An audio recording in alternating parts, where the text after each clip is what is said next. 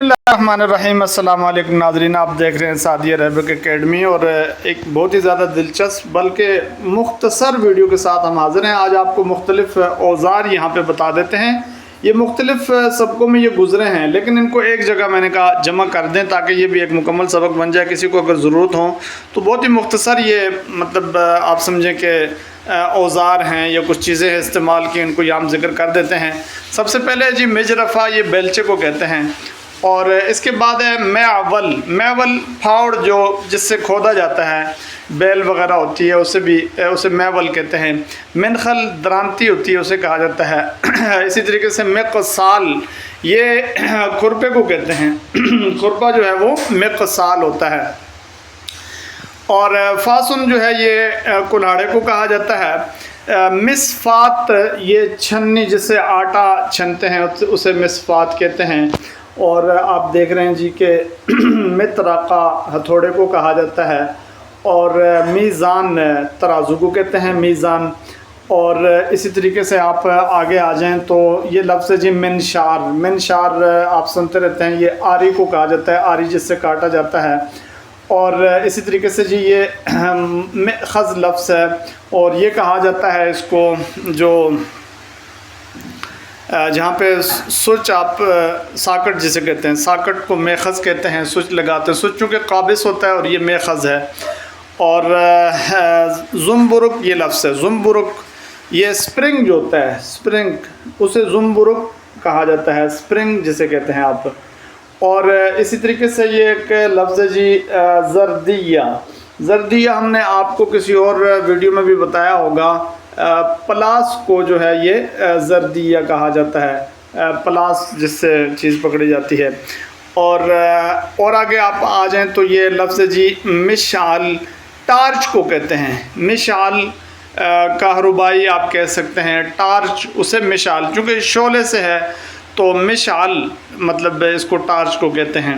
اور آپ نے سنا ہوگا کہ شاحنہ، شاحنہ ہم چارجر کو کہتے ہیں، تو جیسے شاحنہ لفظ چارجر کے لیے استعمال ہوتا ہے، ایسے ہی مشحنہ لفظ بھی چارجر کے لیے استعمال ہو سکتا ہے۔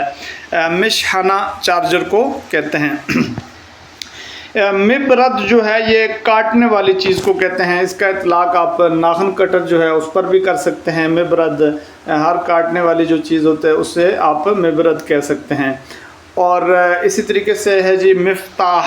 مفتاح آپ نے سنا ہوگا، جیسے چابی کے لیے مفتاح لفظ استعمال ہوتا ہے، اس کی جمع مفاتیح آتی ہے، ایسے ہی پانے کے لیے بھی استعمال ہوتا ہے۔ پانا جو ہوتا ہے جس سے کوئی نٹ وغیرہ کھولا جاتا ہے، یہ بھی کسی اور جگہ ہم نے استعمال کیا ہوگا، بہرحال یہاں بھی ذکر کر دیا ہے۔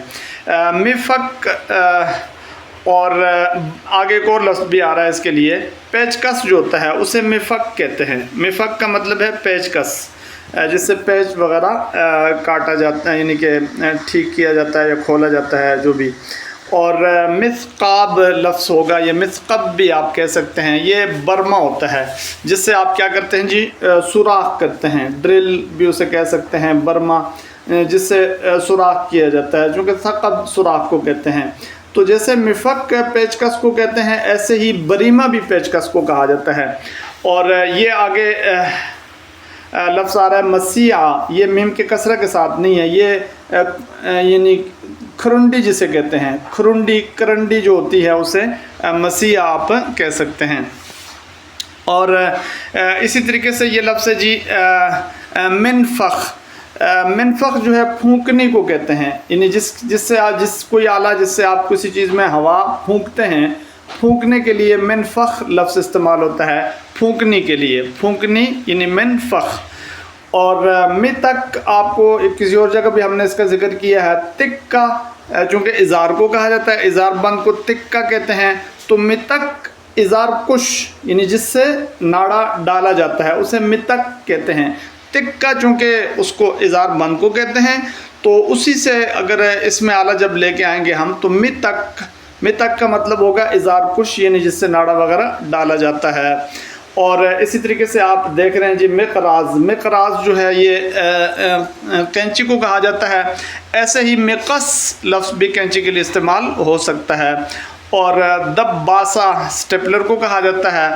اور برایا جو ہے یہ یعنی شارپنر، جس سے شارپ آپ کرتے ہیں اسے برایا کہا جاتا ہے۔ ایک لفظ یہاں پہ رہ گیا، ممحات بھی ذکر کرنا چاہیے تھا یہاں پر، اور اسباق میں موجود ہے جو ریزر ہوتا ہے اسے ممحات کہا جاتا ہے۔